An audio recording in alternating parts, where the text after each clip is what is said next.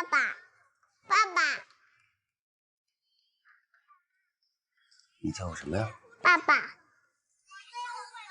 妈妈，那是我妈妈。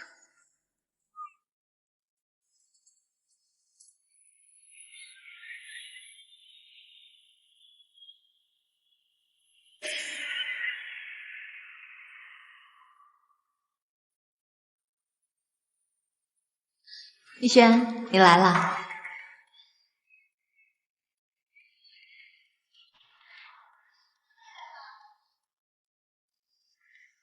我给你介绍一下，这位是我先生林逸轩，这位是艾小姐。你好。你好。这是你的孩子？对，他是我孩子。爸爸，爸爸。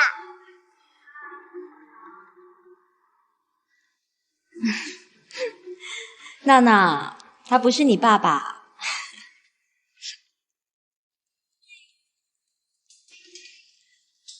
先走了。再见。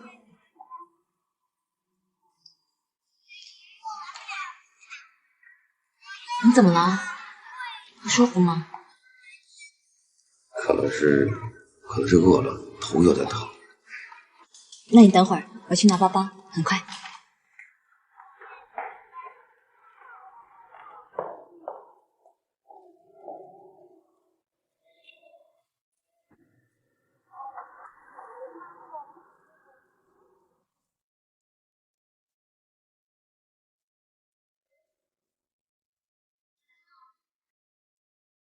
爱宝的突然出现，就像一记闷棍，狠狠地砸在我脑袋上。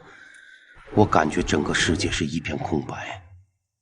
爸爸这个词又回到我的耳朵里，居然是从一个3岁的孩子嘴里喊出来的。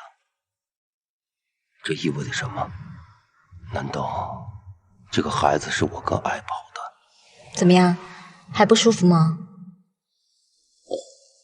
我没事。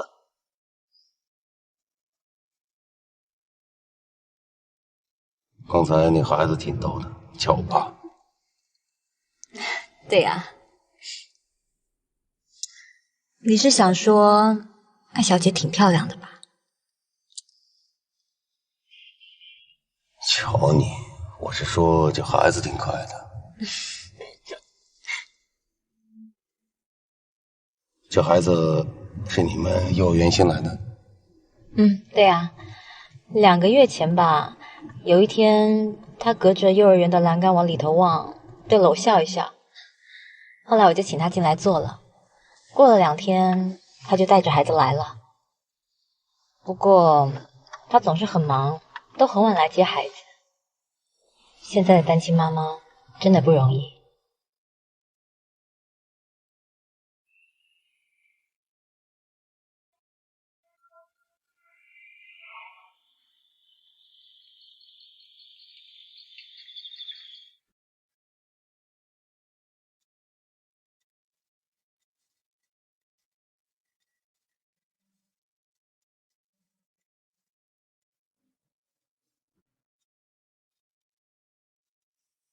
正说爱宝她怀了我的孩子。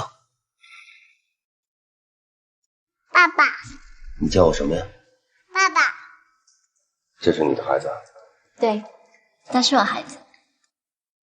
他总是很忙，都很晚来接孩子。现在的单亲妈妈真的不容易。3年了，爱宝就像从人间蒸发的一样。这些年她去哪了？她又干了些什么？特别是今天，她带着孩子出现在我跟乃梦面前，她又想证明什么呢？如果这个孩子真的是我跟爱宝的，如果这一切让乃梦知道了，会怎么样？想到这些，我真的感到头皮发麻。爸爸，这一切，我真的不敢再往下想下去了。爱宝怀孕是真的。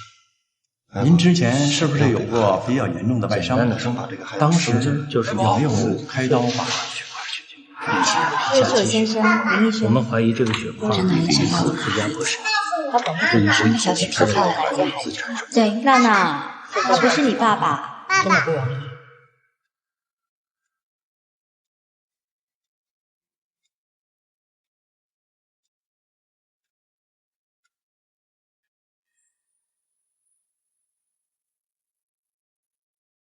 等等，你等等，你必须把话跟我说清楚。这些年你去哪了？我一直在找你，为什么一点消息都没有？你有什么权利管我？你爱过我吗？你真的关心过我吗？我有，我真的有。不要忘了，你已经结婚了，你是有老婆的人。爱宝，在幼儿园里那个孩子，是我们的孩子吗？不是。撒谎！好了，爱宝，别再折磨我了，把所有的一切都告诉我好不好？那你要我从哪里说起？从开始，从头。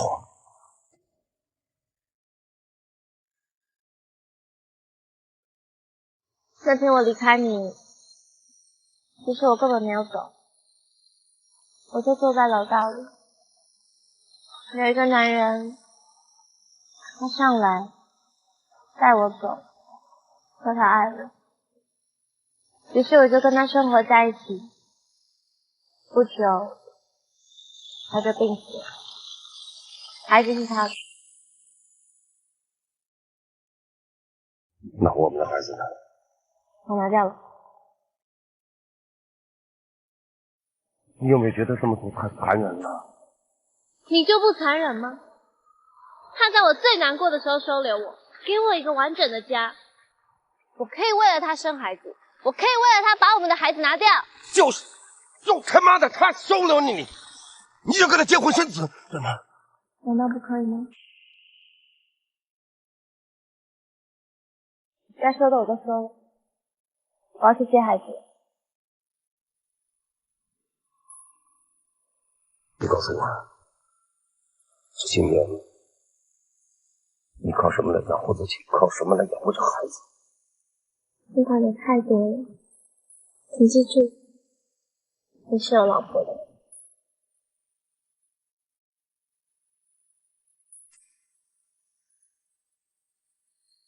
哎，我还能带孩子去你家吃饭吧？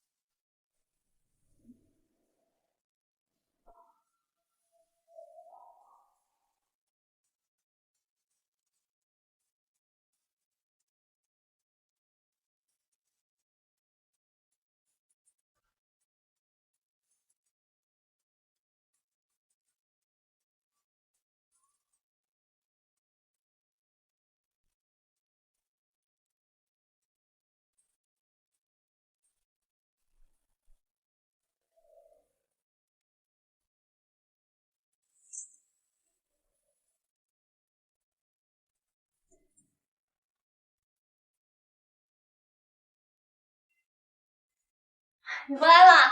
啊，回来了。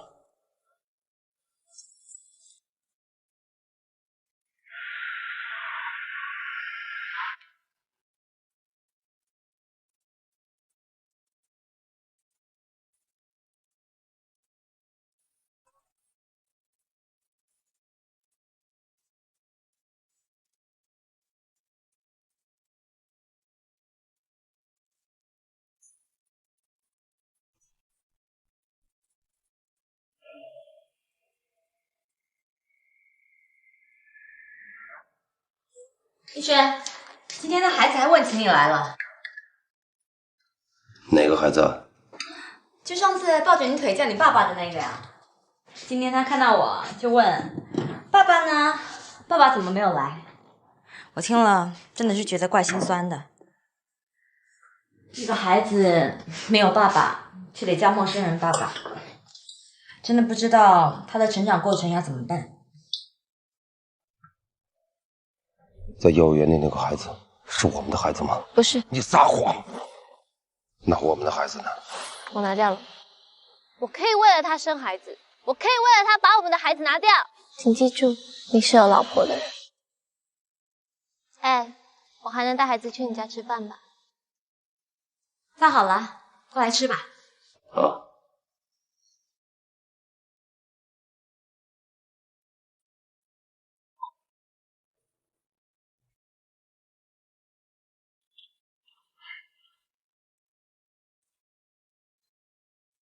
我今天有点不太舒服，我想上楼睡会儿。啊，你自己吃吧。你还好吧？没事，头疼。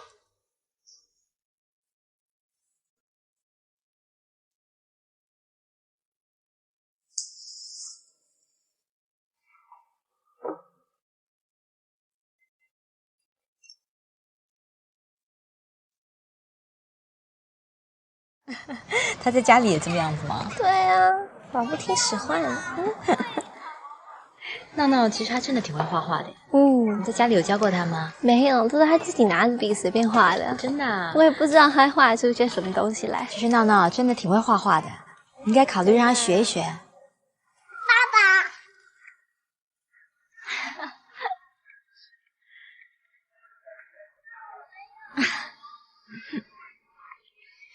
来吧，我们该回去了。哎，不如我们一起吃饭吧，等会儿还可以接着聊啊。你们好像聊得挺开心的。对呀，我和爱宝总有聊不完的话。一起吃饭吧。不了，我跟孩子还有事呢。那让我们送你。没关系，我打车回去就行了。我们改天接着聊。拜拜。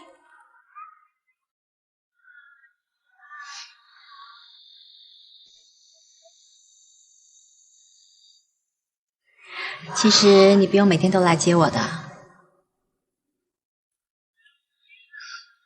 走吧。走。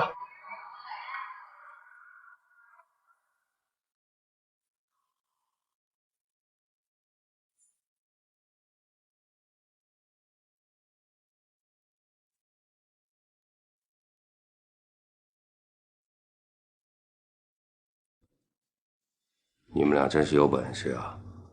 花了公司大笔的钱，啊，请客户吃吃喝喝的，就给我换来这个结果。我们也没想到能到这个地步。本来下面的关系都已经做得差不多了，但上面突然又说不行。其实用夜色这个概念来做这款葡萄酒，在他们下面所有相关部门都全票通过，但是现在他们上面又说不行。我现在真的有点质疑他们的品味。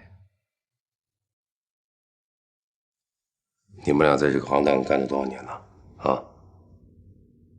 我再告诉你们一声，听好了，客户是上帝，他们的品味就是你们的品味，永远不要怀疑你客户的品味，知道吗？其实他们对整体的构想已经没有太大的质疑了，只是对效益还没有太大的信心。可能是我们的工作做得还不够，但是我们已经尽力了。我不想听过程，我也不想听你们俩检讨，我需要的是结果。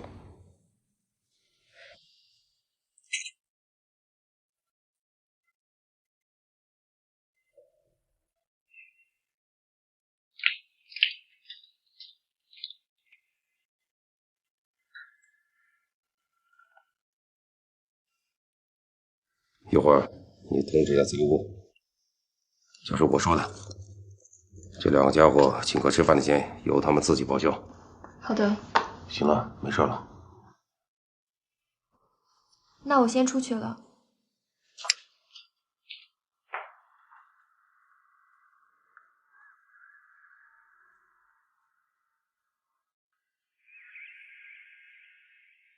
们好像聊得挺开心的。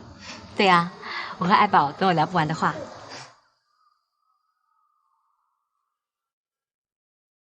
乃梦和爱宝的关系越走越近了，我突然有一种说不清的担忧。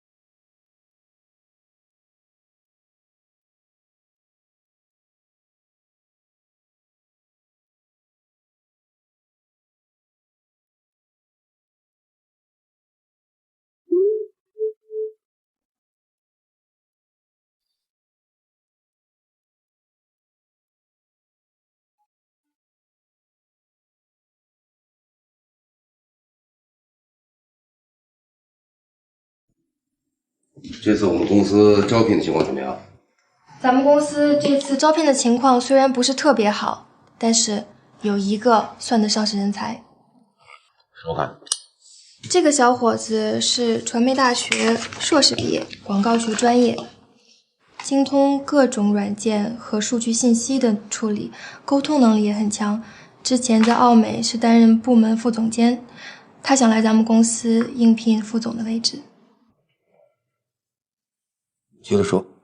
之前看到他资料的时候，我们觉得也很惊讶，后来电话确认，发现没问题，他就是想要来公司当副总。据我分析，他可能在奥美不太得志，或者遇到什么问题，所以想跳槽到咱们公司，祈求更好的发展。说穿了，可能是话语权的问题。我对这个小伙子有点兴趣。哎，你告诉他一声，是我想见他。好的，明白。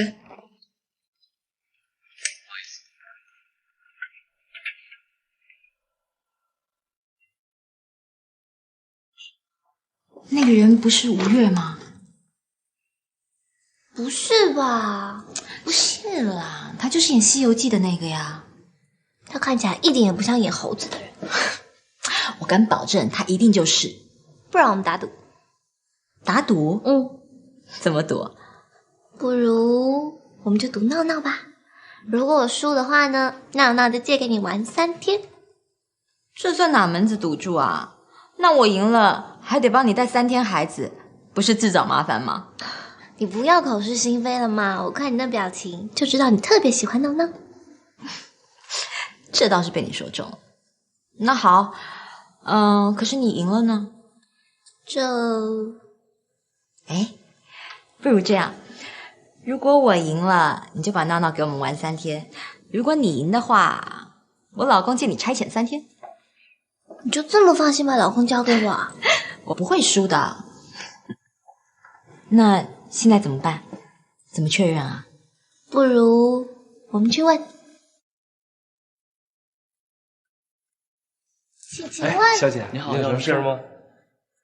请问你是演《西游记》的吴？对。那我可以跟你合个影吗？哎，不好意思，小姐，这个吧，公司有规定，他不能合影，这种场合下不让合影的。哎，等一下。说了多少遍了，不要这么对待我自己的文明啊！哎，你好，拿我的照吧。啊，稍等。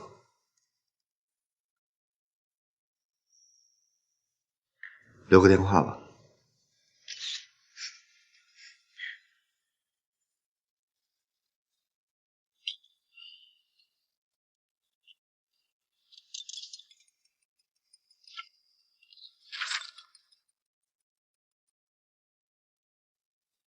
哎，李轩，今天我给你迎了一个儿子回来啊。什么意思啊？反正呢，从今天开始的3天起，闹闹就是我们家的儿子了。为什么呀？因为我和爱宝打赌啊，他输了就得愿赌服输了。对啊，闹闹接下来也要去你们家玩3天了。听见了没？你开不开心？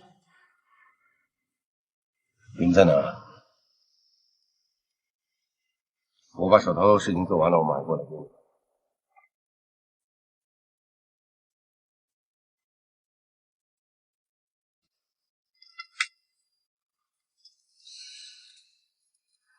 姐，你老公也太不靠谱了吧！说要来接我们，现在都几点了？去一趟天津都该回来了吧？早知道这样，就不让他来接我们了。对啊，这下可尴尬了，留也不是，走也不是，等一下遇到交通高峰期，非得堵在马路上不可嘞。但我们现在走的话呢，你老公应该在路上了吧？让他扑空也不好吧？那能怎么办呢？我们就再等等吧。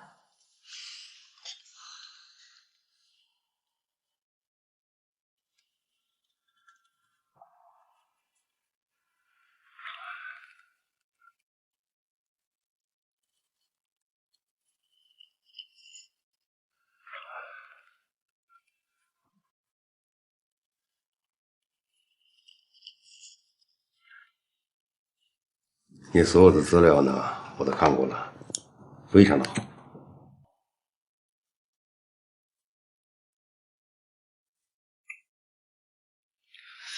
不过，我有点疑问啊，就是你为什么会放弃一个大公司，来到我们这么一家小公司呢？林总，我都做到这儿了。这就证明了我对贵公司的信心。现在就看贵公司这座庙是否能收留我这个流浪僧了。哎，姐，你给我讲讲你们谈恋爱的事情吧。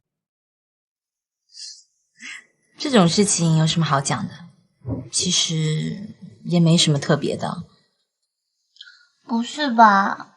我看他不像是没有情调的人啊。那你就错了。他其实挺大男人主义的，没什么情调。不过他倒是挺喜欢旅行的，但是常常是说走就走，也不跟你商量的。还有，他喜欢画画，也画得挺好的。他常说，如果他没有做广告的话，搞不好会成为一位画家呢。你对薪酬方面有什么要求吗？我之所以想换个新环境，主要目的就是想找一个新的发展。只要公司能给我足够的施展自己的机会，薪水方面不是问题，就按林总您以前的规定就好了。对薪水方面没有要求，那其他方面呢？我以前在那些大公司工作，其实我是一直抱着一个学习的态度在工作。我从来不认为一个外企是对一个中国有志青年发展最好的地方。工作了一段时间，我觉得我该学的都学到了，所以是该找一个合适自己的地方一展抱负的时候了。至于职位问题，我相信林总您一定会给我一个极好的判断的。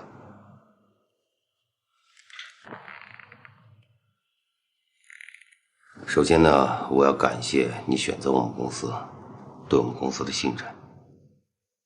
但有件事情呢，我想跟你说一下啊。你刚刚来到我们公司，可能我还不能给你这个职位和你所有的要求。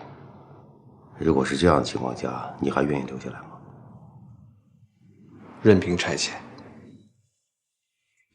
哎，不如这样，今天晚上你去我家吃饭，我让你看看他的画。这不太合适吧？有什么不合适的？就这么定了。等会儿我们去超市买点菜，我再让他做几道他的拿手菜给你吃。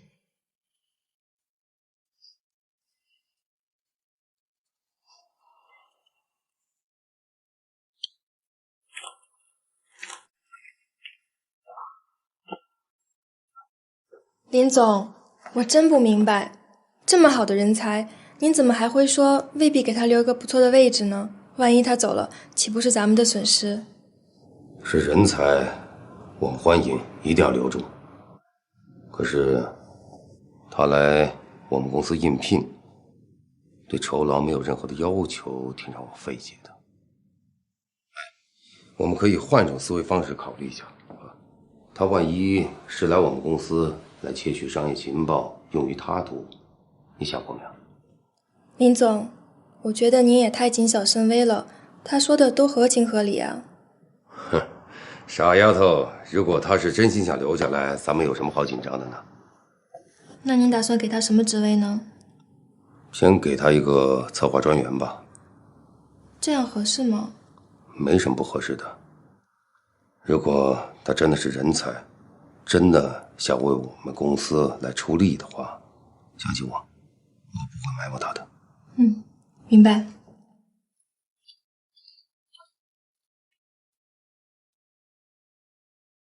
我担心的事情终于发生了，爱宝果然像他所说的那样，真正的走进了我跟乃梦的世界。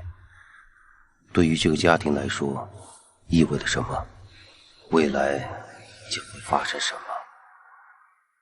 一切都是未知。来，喝杯水。不用这么客气了。你以后啊，愿意的话，常来家里玩。谢谢。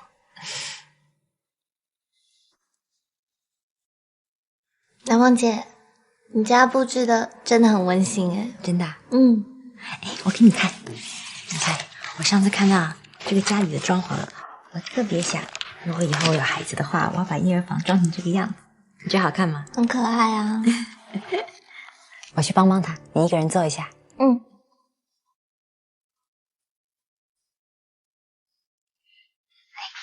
豆角包好了，还有这些蔬菜也洗好了。鸡翅就像上次那个样子吧，味道特别好，我想我女朋友一定会喜欢的。今天就麻烦你好好表现一下了。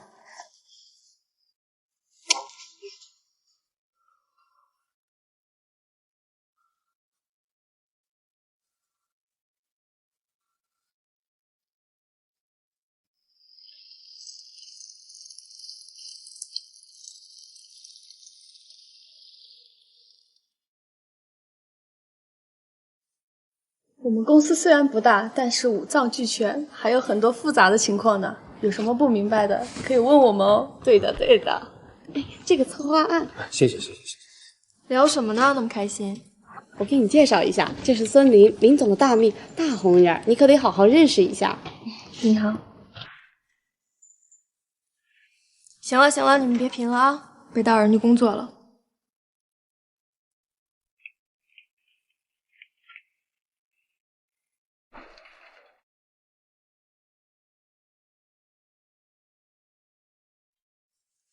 乃梦和爱宝几乎成了无话不谈的朋友。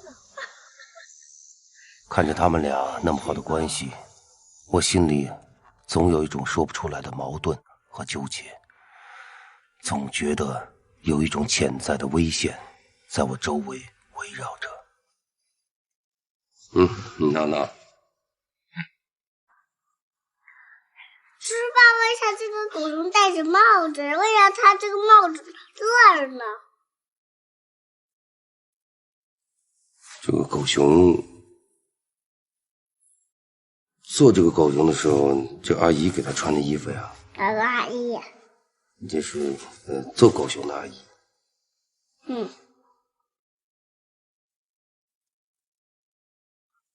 为啥它也穿着裤子啊？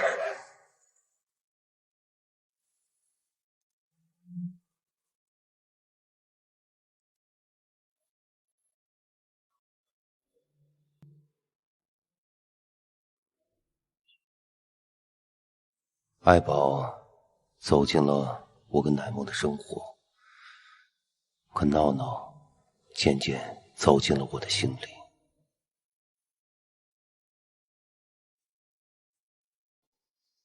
林总，上次那个红酒策划案，对方还没有给我们回信，您看接下来该怎么做呢？林总，有句话不知道当不当讲。咱们新来的任意是对方冯总公司的校友，咱们何不死马当活马医，试试看呢？你是说仁义？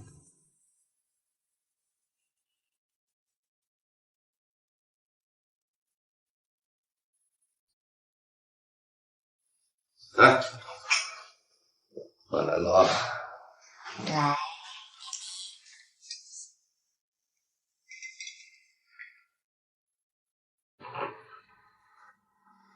我是讲啊，红酒这个案子呢，目前为止是我们公司最大的一个案子，也关系到我们公司今后的发展啊。这个案子大家已经做了很长时间了，今天呢，我把大家召集在一起，就想听听大家对这个案子有什么想法，可以畅所欲言，随便说说。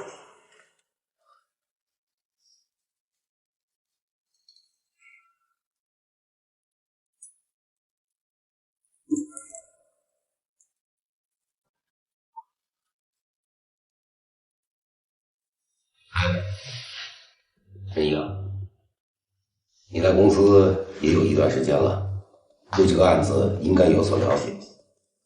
我也想听听你对这个案子有什么建议，或者有什么想法。这红酒这个案子，我是有些了解，有一些个人的看法。我的建议是，放弃传统的广告投放方式，加入高端新媒体的介入。我有足够的市场数据来证实这个措施的可实施性。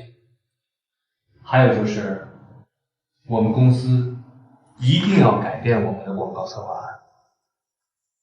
如今做广告策划案，第一，你一定要去考虑客户的存在感，还有就是市场的时效性。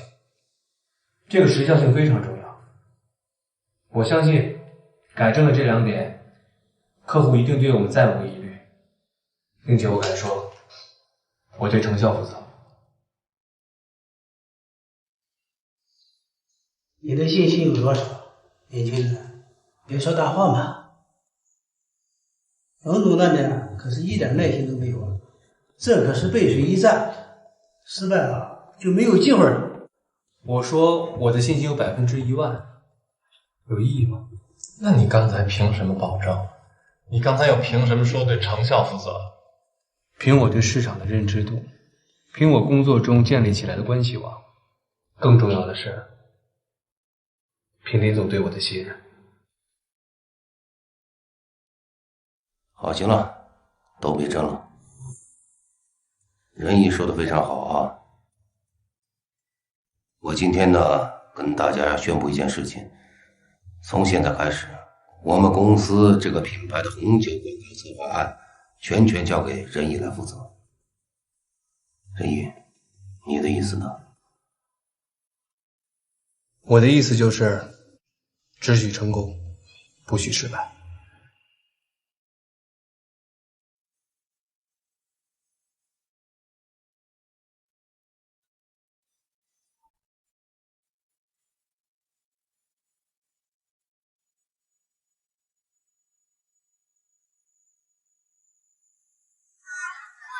不好意思，我真的就只有今天有空而已。是，好，那么我晚点过去，谢谢。怎么了？你等会儿还有事啊？听说有一个老中医，他医术很厉害，我去把脉。有中医啊？是啊，我也想去看，能不能带我一起？当然可以啊。聊什么呢？逸轩来了，那逸轩，我刚刚跟爱宝说，我们俩想去看中医，今天能不能麻烦你带带孩子？没问题。没问题。辛苦你了。那我们走吧。拜拜。来，拜拜。有问题打电话。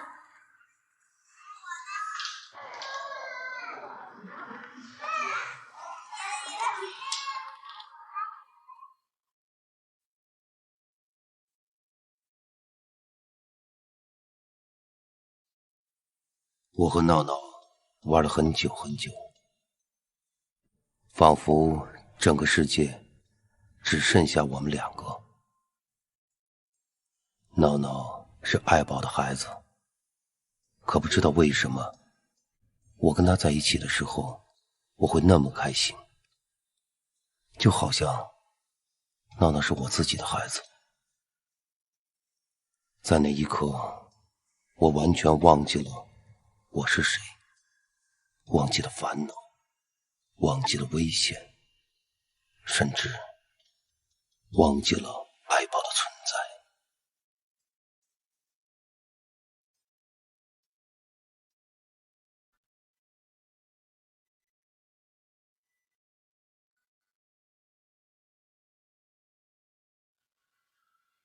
你看啊，林总，问你点事儿呗。说，那边那帅帅的男孩叫什么呀？他叫任毅，是我们公司新来的。怎么着？喜欢啊？还行吧，您就帮个忙呗。哎，我警告你啊，喜欢他没问题，但是记住，工作的时候不要打扰我的员工。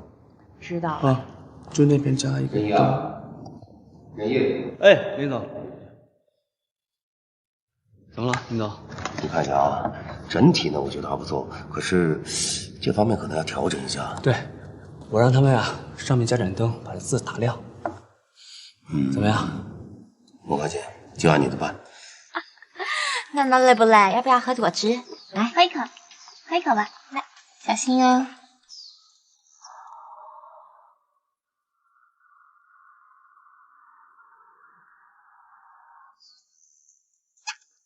好棒啊！我还要接一次。好，然后再喝了。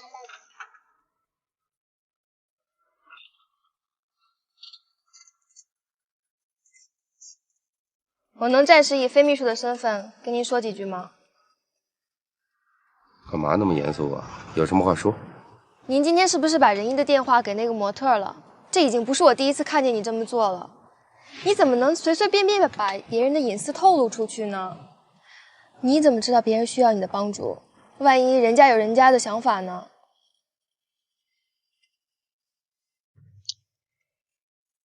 你跑了我这儿来大叫大嚷干嘛呀？不就喜欢仁义吗？直说嘛。我可没那么说。还说没有？你瞧瞧，我这咖啡都变成醋了。那我想问问你，你哪个眼睛看见我把电话给那个女孩了？行了，我能看出来你喜欢仁义，我给你盯着呢。哎，既然你喜欢他，那咱们就应该分析一下他啊。仁义的学历又高，人又帅，别说那几个模特盯着他，我们公司的好几个女孩都盯着他呢，你可要小心一点。啊？还有谁啊？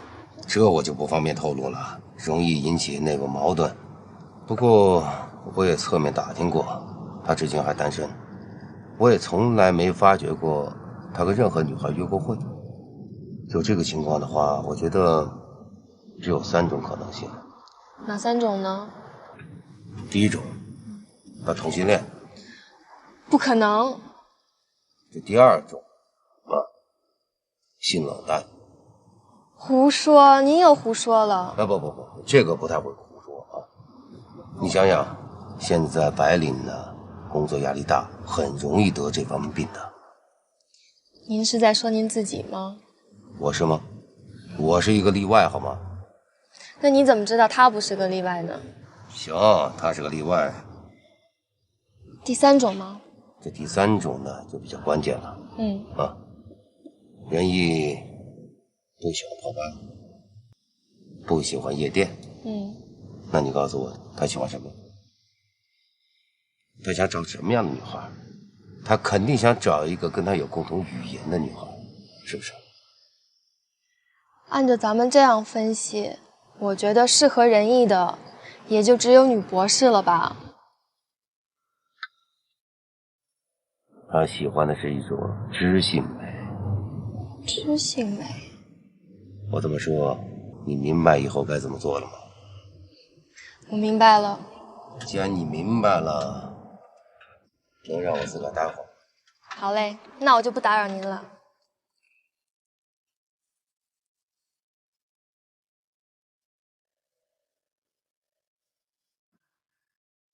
南梦老师再见。再见，真乖。来，来，拜拜。来吧，再见。那就麻烦你帮我送爱宝了。慢点，坐好了。那我去了。嗯，开车小心点。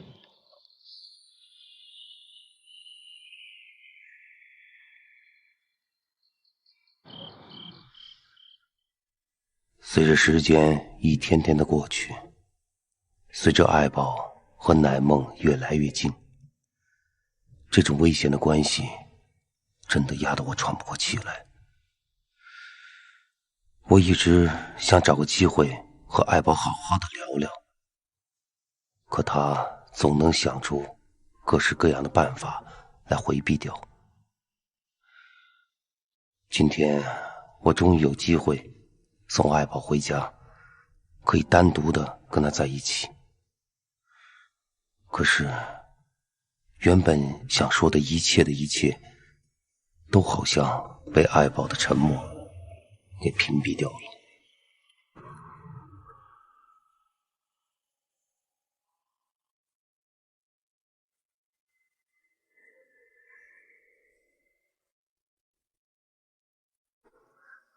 看他睡得挺香的。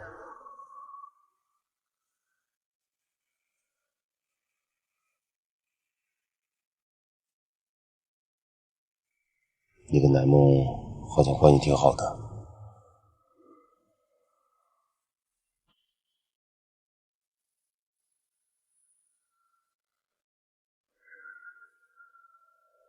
你到底想我怎么样？难道不想对我说点什么吗？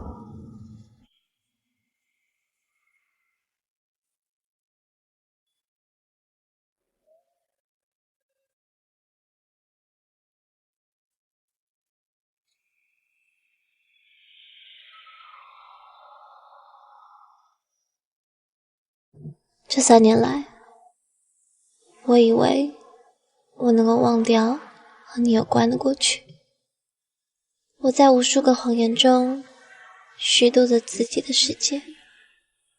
我放弃了我的过去，活着另外一个自己。你想过我的孤独吗？你想过我的无助吗？甚至你想过我吗？我曾经以为你是我生活下去的全部意义。遇见你，我不再茫然和孤独，并让我体会到爱情的甜蜜。你也让我知道，我也能拥有真实而纯粹的爱情。我麻木的人生也可以拥有奇迹。可是现在呢？现在我们彼此在生活中扮演角色给别人看，压抑着内心的痛处，在强颜欢笑。你知道吗？我最难过的不是我爱的人不爱我，而是我爱的人消失在我的世界里。我丢掉的是2个恋人和爸爸。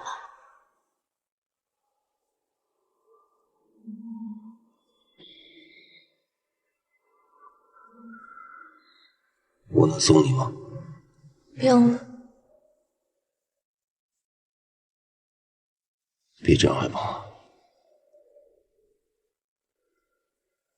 我能为你做点什么吗？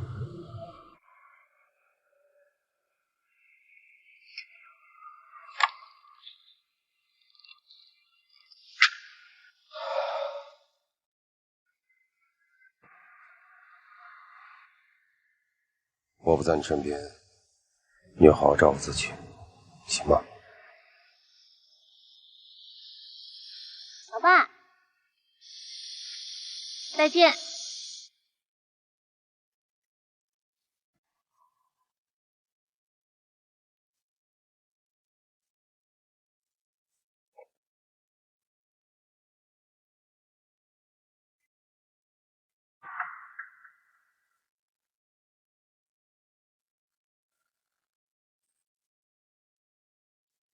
艾小姐好。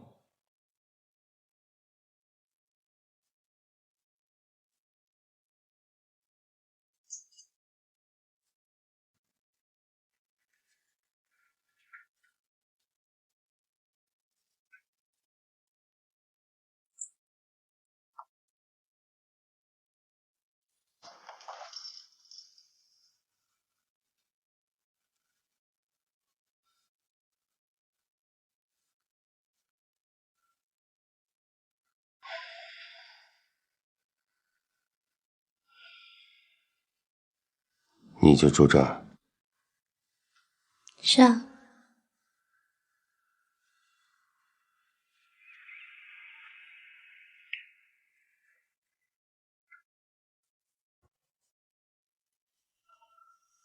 让孩子上床睡吧。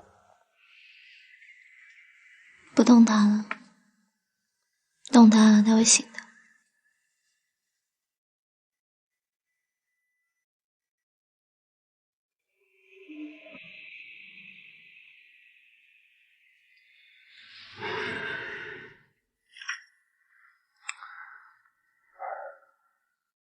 这酒店，这房间，这一天下来费用挺高的，你怎么能付得起呢？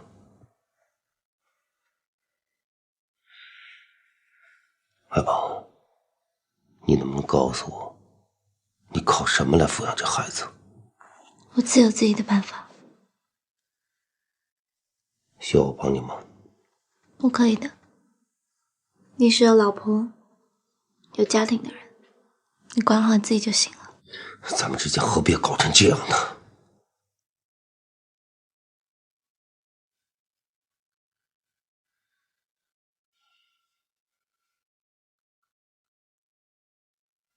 以后你有任何需要，都可以来找我，我会全力帮你。不需要。孩子睡了，我也累了。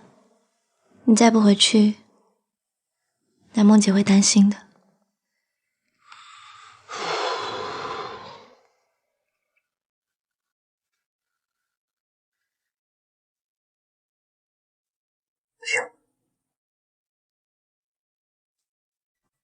不回去了。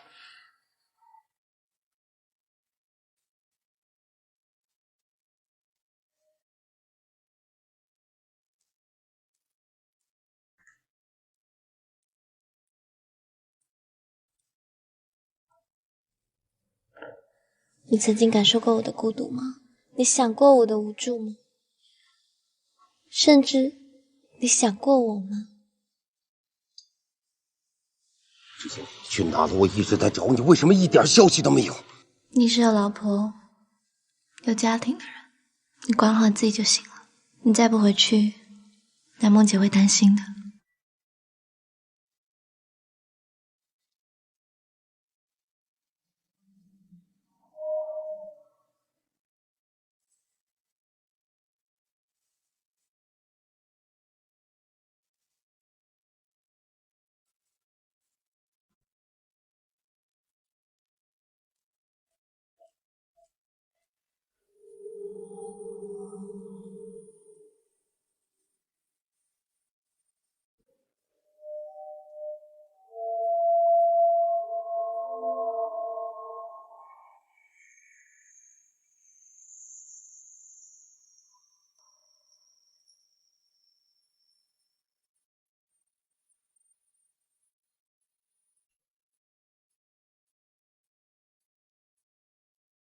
哎，欧阳，来。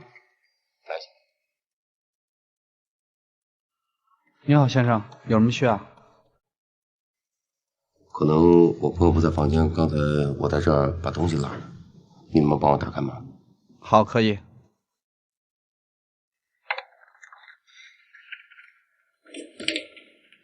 您请，先生。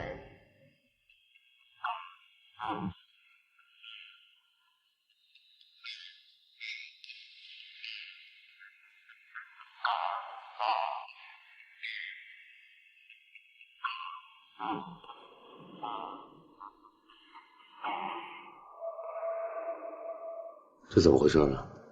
这明明人在里边呢，怎么没了？您是艾小姐的朋友吧？啊，她人呢？她在另外一个房间。另外一个房间什么意思啊？艾小姐是酒店的老客户了，她还有一间承包房，也是在这一层，是她和孩子住的。刚才这间房间是她接客的地方。您知道，一个单身的女人带着一个孩子挺不容易的。这些年你靠什么来养活自己？靠什么来养活这孩子？就是因为他妈这个狗屁男人收了你，你就跟他结婚生子，对吗？别再折磨我了，把所有的一切都告诉我好吗？谢谢。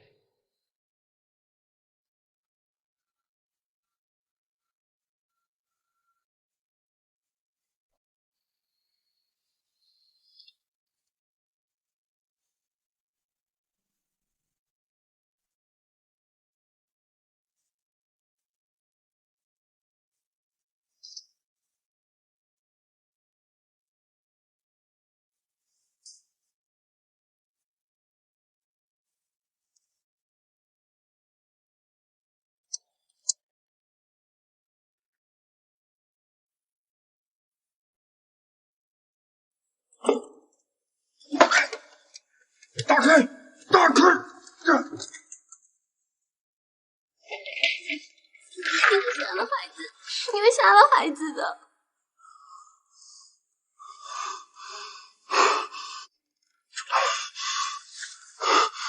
你快出来！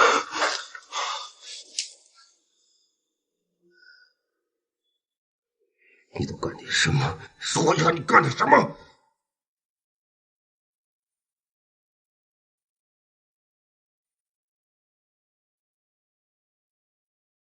你搞什么养孩子？你说话！你搞什么养这孩子？说话呀！你根本不用这样。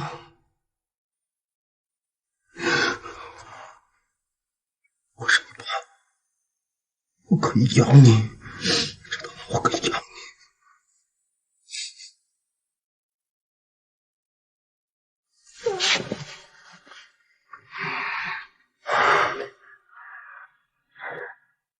你怎么那么傻？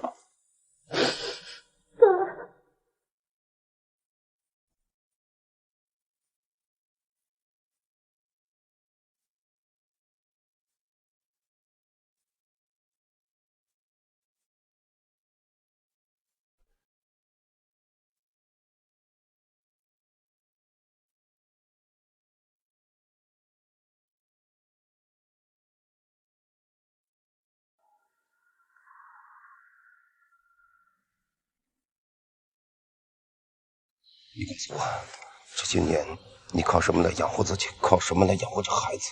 爸爸，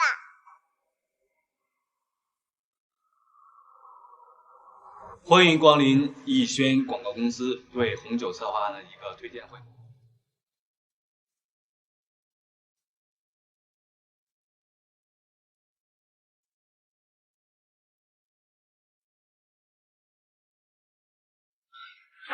你会杀了孩子的。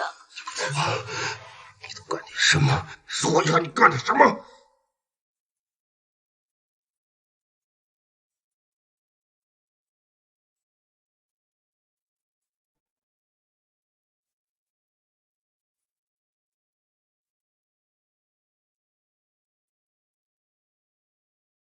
你怎么那么傻？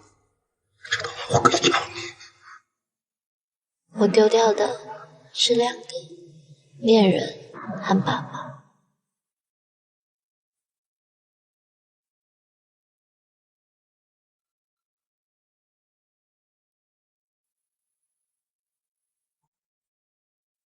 师哥，时隔多年没见，没想到咱们俩今天在工作上重逢啊！真是巧啊！我也觉得有点意外呀。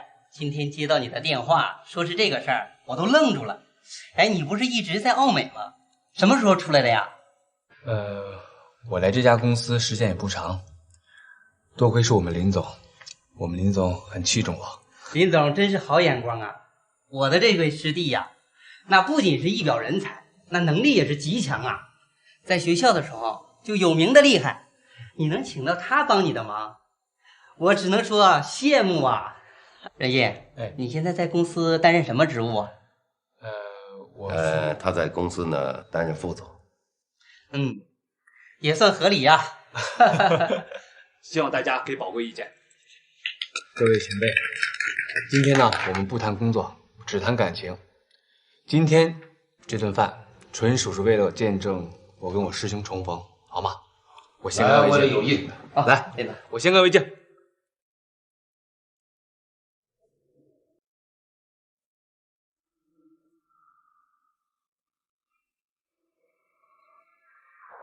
老板，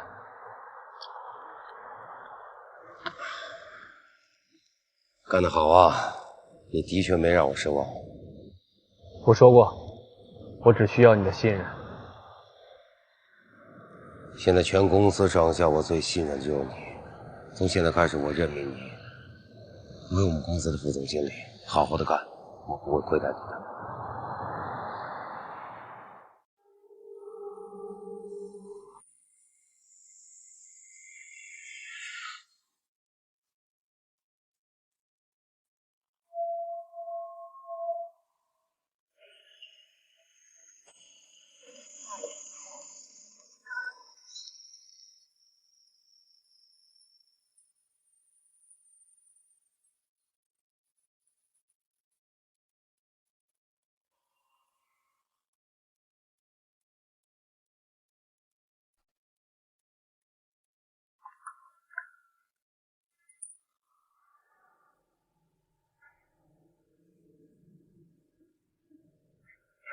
任烨，有件事情呢，我希望你亲自帮我去办一下。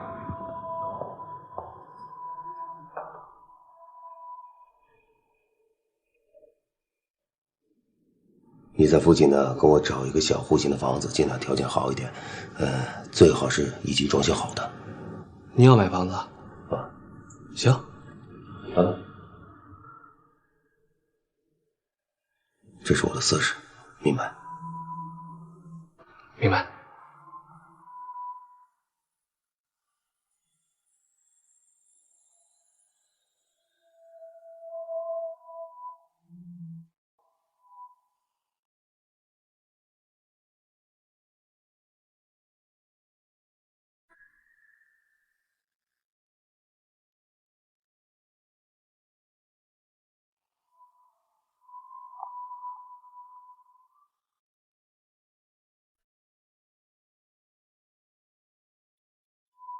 你慢一点啊，那上面那就轻一点，别磕着。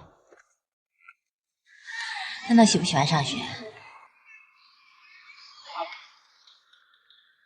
蓝忘姐，妈妈，你来了，今天还算早啊。对啊。任烨，领导，我看这房子感觉不错，你满意就好，辛苦了。你干嘛这么客气啊？我也喜欢跟闹闹玩啊，对不对？跟老师说再见。老师再见，拜拜。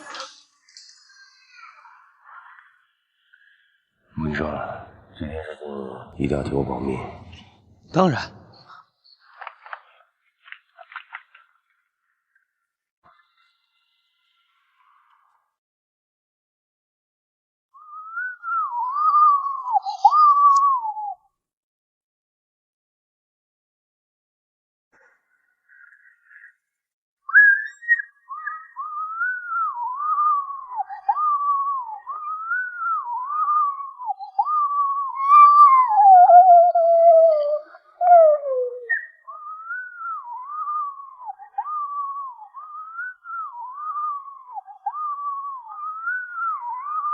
这样子吗？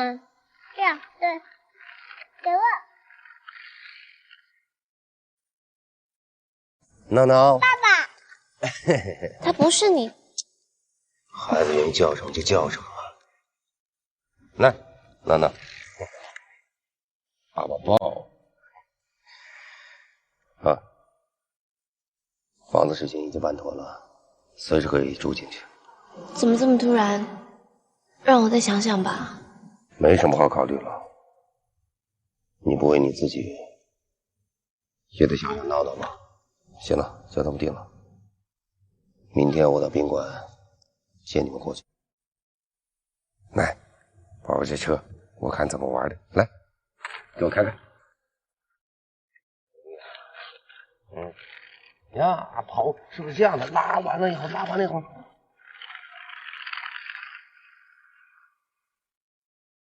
我看，来，你把这个转来。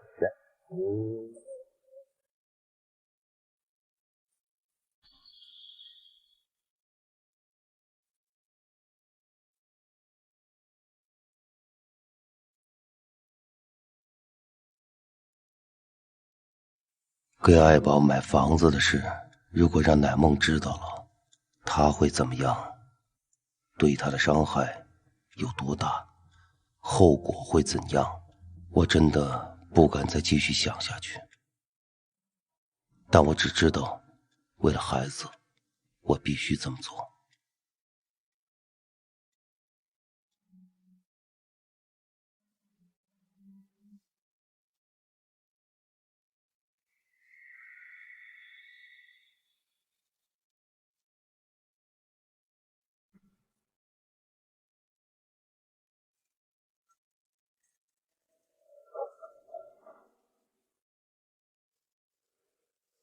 我们可以走了。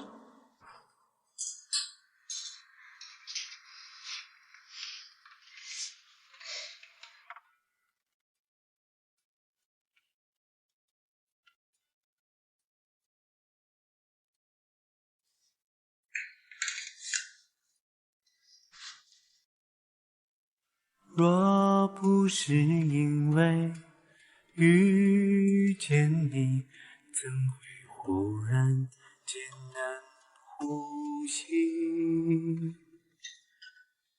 若不是因为爱上了，嫂子，有这般勇气。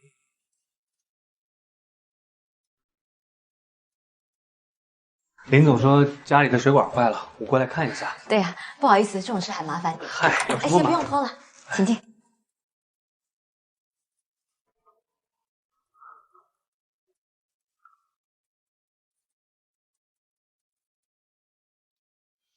真是太不好意思了，逸轩他太忙了，要是等他来修，都不知道等到什么时候。